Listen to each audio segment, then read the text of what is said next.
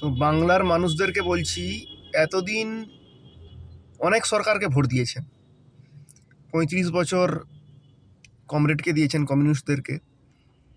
তারপরে ১৫ বছর আমাদের দিদিকে দিয়েছেন, প্রধান মুখ্যমন্ত্রী মমতা ব্যানার্জিকে।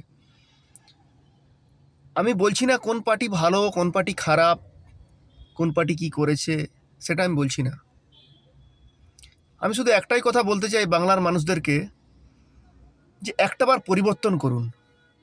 পরিবর্তন ছাড়া কোনো কিছু, একটা জিনিস বেশি দিন ভালো চলে না, তাকে পরিবর্তন করতে হয়। আমি এটা বলছি না কে ভালো কে খারাপ, এবং যখন বলছি যে পরিবর্তন করুন, তার মানে এটাই বলতে চাচ্ছি যে যেই পার্টিগুলো এতদিন ছিল সেগুলোর পরিবর্তে অন্য কোনো একটা পার্টিকে আনুন। ৩৫ বছর কমরেডকে দিয়েছেন, কমিউনিস্টদেরকে দিয়েছেন, ১৫ বছর টিএমসিকে দিয়েছেন, বেশি না ৫ বছর বিজেপিকে দিন,